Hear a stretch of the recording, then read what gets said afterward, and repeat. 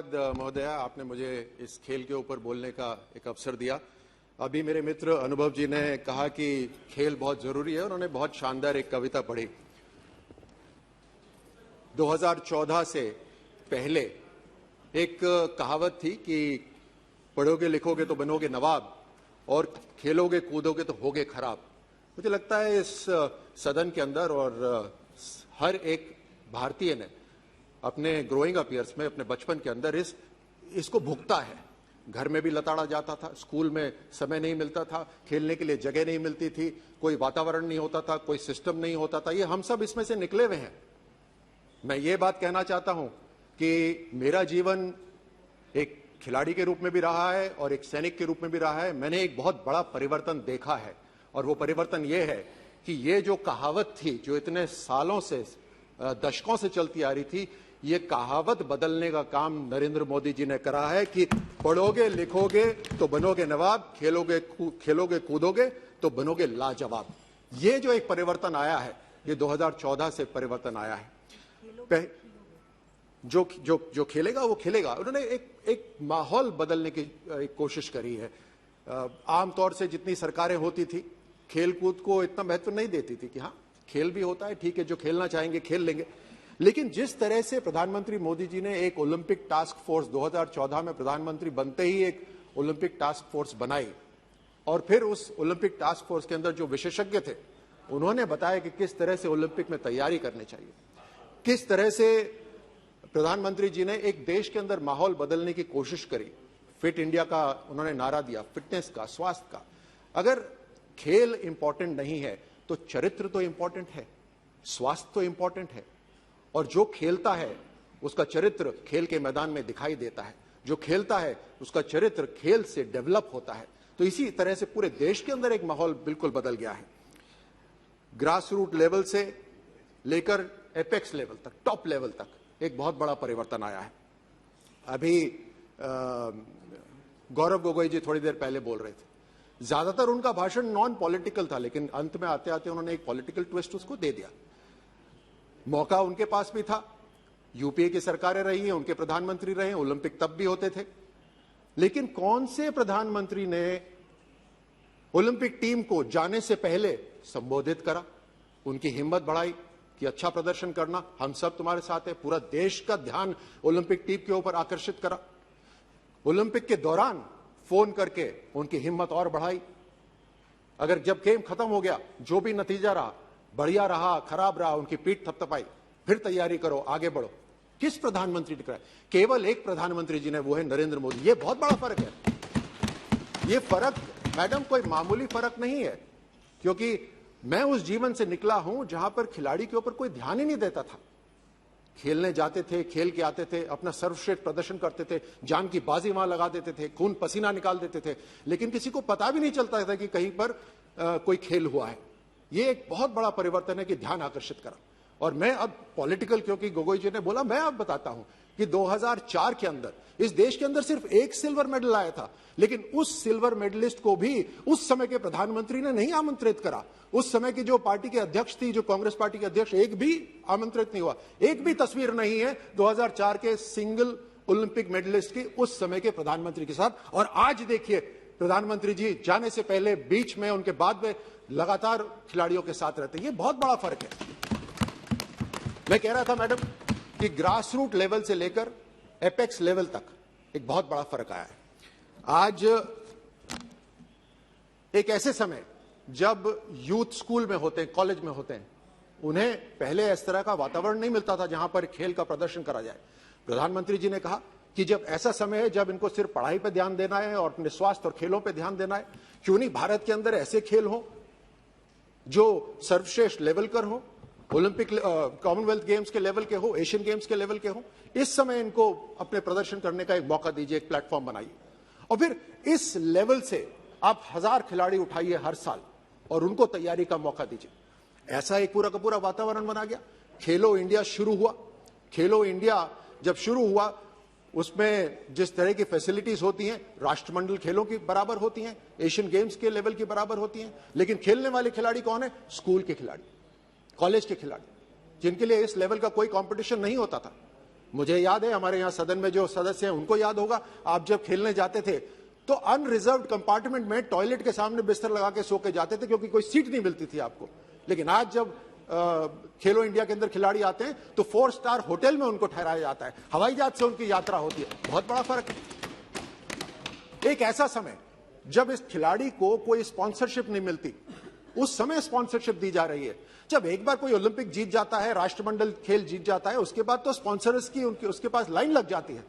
लेकिन प्रधानमंत्री जी ने कहा कि स्पॉन्सरशिप मिलनी तो उस समय चाहिए जब माता पिता को लगे, जब उसके मोहल्ले के रहने वालों को लगे कि हाँ, इस लड़की में, इस लड़के में हुनर है, इसको कुछ स्पॉन्सरशिप और सपोर्ट मिलना चाहिए, ऐसे को सपोर्ट दीजिए। तब शुरू हुआ कि खेलो इंडिया गेम्स के अंदर 1000 खिलाड़ी हर साल, और ये गर्व की बात है, हर साल 1000 खिलाड़ी चुने जाते हैं और उनको अगले 8 साल तक हर साल 5 लाख रुपए की स्कॉलरशिप मिलती है ताकि वो अपनी तैयारी कर सके। बहुत बड़ा फर्क आया है। फिर प्रधानमंत्री जी ने कहा कि आप लोग फंडिंग करते हो, जो जितनी भी फेडरेशंस की जो टीम्स बाहर जाती हैं, आप उनके एयर ट्रैवल का, खाने पीने का, कोचेस का, रहने का आप खर्चा देते हो, वो तो ठीक है। लेकिन इसमें जो सर्वश्रेष्ठ खिलाड़ी हैं उनकी पॉकेट अलाउंस का क्या होगा? साधारण आमतौर पे खिलाड़ी साधारण घरों से आते हैं, उनके माता पिता की इतनी क्षमता नहीं होती कि विदेश के अंदर पॉकेट अलाउंस दे सके, वहां पे खर्चे ज्यादा होते हैं। मैडम, मैं अपनी टीम के साथ जब जाता था वहां पर, तो हमारी टीम वाले मैगी के पैकेट साथ में लेके जाते थे, चावल साथ में लेके जाते थे और होटल के अंदर पकाते थे वहां पर, ताकि वो पैसे अपने बचा सके। ऐसे खिलाड़ी नहीं तैयार हो सकते। आज देखिए फर्क कितना है कि ये सारी फंडिंग होती है, air travel, food allowance, training, coaches, ये सारी होती है। इसके अलावा 2014 के बाद 50,000 रुपए पॉकेट अलाउंस प्रति माह दिया जाता है, हर मंथ दिया जाता है टॉप्स के खिलाड़ी को। और फिर प्रधानमंत्री जी ने फिर कहा कि सिर्फ एलीट खिलाड़ी को आप देंगे तो जो जूनियर खिलाड़ी हैं, जो तैयार हो रहे हैं, उनके लिए क्या होगा? उनके लिए भी कुछ करिए। तो फिर डेवलपमेंट जो एक ग्रुप बनाया गया, मैं मंत्रालय को धन्यवाद देता हूं, एक डेवलपमेंट ग्रुप बनाया गया जिसके अंदर जो जूनियर खिलाड़ी हैं, जो आने वाले समय में एलीट खिलाड़ी बनेंगे, उनके लिए भी पूरी ट्रेनिंग का बंदोबस्त करा गया। देश में, विदेश में, जहां पे भी उन्हें ट्रेनिंग करनी है, उस सारी फैसिलिटीज उनको दी जाती है। उनका सारा ट्रैवल, उनका मेडिकल असिस्टेंट, ट्रीटमेंट, सारा कुछ कवर होता है। उसके साथ साथ उनको पॉकेट अलाउंस भी दी जाती है।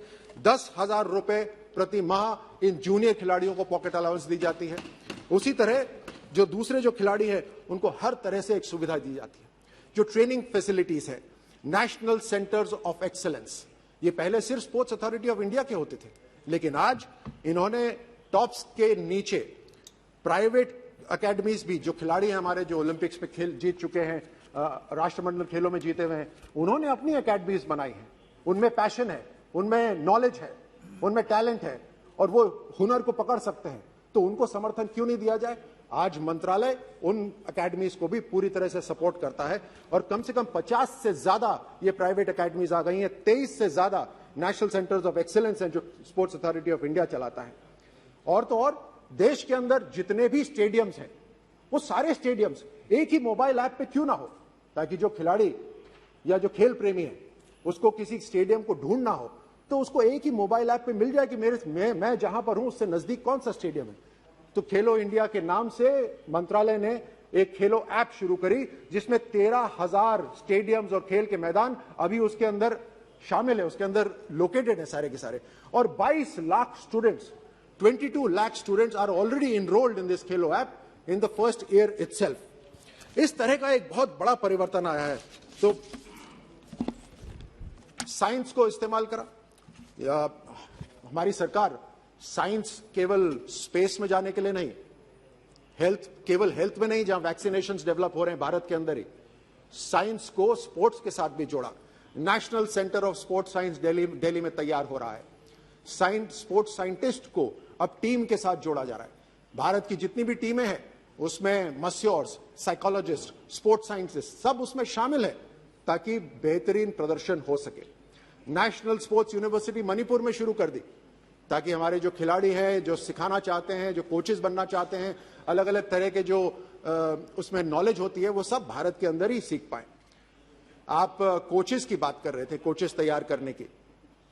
सबसे पहले तो एक्स प्लेयर्स को मिनिस्ट्री में टीम्स के लिए कोचेस नियुक्त करा गया है, पूर्व खिलाड़ियों को कोचेस बनाया गया। और उससे भी बड़ी बात, यूपीए सरकार के समय एक कैप लगी हुई थी कि 1 लाख रुपए से ज्यादा भारत के कोच को नहीं मिलेगा। उस कैप को प्रधानमंत्री मोदी जी ने हटाया। आज 3 लाख रुपए तक हमारे भारत के कोचेस को दिया जा रहा है। ये हमारी टैलेंट है। हम अपनी टैलेंट को नहीं मानने को तैयार थे कि हाँ विदेशी कोच आएगा तो उसको $10,000 देने को तैयार है, लेकिन भारत का कोच है तो 1 लाख से ऊपर नहीं मिलेगा। क्या मायना है इस कैप का? लेकिन इस कैप को हमने हटाया और आज भारत के कोचेस हैं जो पूरी तरह से तैयारी कर रहे हैं। जो इनाम होते हैं, इंसेंटिव्स होते हैं, उन इंसेंटिव्स को बढ़ाया गया। मेजर ध्यानचंद खेल रत्न अवार्ड 7.5 लाख रुपए होता था पहले, आज 25 लाख रुपए उसको कर दिया गया है। अर्जुन अवार्ड 5 लाख रुपए होता था पहले, आज 15 लाख कर दिया गया है। उसी तरह द्रोणाचार्य अवार्ड 5 से 15, 5 से 10। इस तरह से हर तरफ एक बहुत बड़ा बदलाव आया है। और मैं कहता हूं कि प्रधानमंत्री मोदी जी ने जो सबसे बड़ी जो बात करी वो ये कि एक वातावरण बनाया पूरे देश के अंदर। मैं खुद जानता हूं और खिलाड़ी सारे कहते थे कि सेकंड क्लास सिटीजन्स की तरह ट्रीट करा जाता था खिलाड़ियों को, एक द्वितीय श्रेणी के नागरिकों की तरह ट्रीट करा जाता था। आज माहौल ऐसा बना है देश के अंदर कि जो भी हीरो है, चाहे वो हेल्थ सेक्टर के अंदर हीरो हो, चाहे हमारे डिफेंस सेक्टर के हीरो हो, चाहे हमारे स्पोर्ट्स फील्ड के हीरो हो, वो इस देश के सर्वप्रथम या सर्वश्रेष्ठ नागरिकों के अंदर उनका नाम गिना जाता है। ये माहौल पूरा का पूरा बदला है। आज यूथ खेलने की कोशिश करता है, खेलने की मंशा रखता है। आपने शिवा केशवनन का नाम दिया, गौरव गोगोई जी ने शिवा केशवनन का नाम लिया। आपने सही कहा कि शुरुआत में उसको फंडिंग नहीं मिलती थी, शुरुआत में हमारी सरकार भी नहीं थी। और मुझे पता है कि शिवा केशवनन को जब हम खेल मंत्रालय हमारा था तो हमने शिवा केशवनन को फंडिंग दी है। तो ये फर्क है, बहुत बड़ा फर्क है और आपने उसको माना, मैं उसके लिए आपको धन्यवाद देता हूं। बहुत सारे स्टेट्स हैं, आपने एक बहुत अच्छी बात करी कि कुछ स्टेट्स अच्छा काम कर रहे हैं, अनुभव जी ने भी बोला। और निस्संदेह आज आपके माध्यम से मैं कहना चाहता हूं कि ये सेंटर का सब्जेक्ट तो है ही नहीं, ये तो स्टेट का सब्जेक्ट है। और स्टेट के सब्जेक्ट के अंदर कुछ स्टेट्स शानदार काम कर रहे हैं।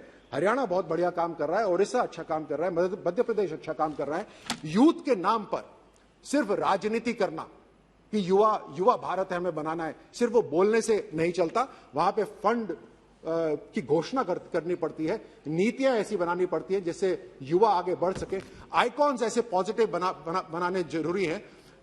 देश के अंदर बहुत से राज्य ऐसे हैं जहां ड्रग्स और नार्कोटिक्स बहुत ज्यादा बढ़ता जा रहा है। जहां जहां खेल होंगे वहां ये ड्रग्स आगे नहीं बढ़ सकती। ड्रग्स को रोकने का सबसे शानदार एक ही तरीका है कि हमें खेल को प्रमोट करना चाहिए और खेलों का प्रमोशन भारत में आज बहुत बड़े पैमाने पर हो रहा है। इसलिए मैं आज प्रधानमंत्री मोदी जी को, खेल मंत्रालय में अनुराग जी को धन्यवाद देना चाहता हूं कि आपने खेलों को बढ़ावा दिया। बहुत बहुत धन्यवाद।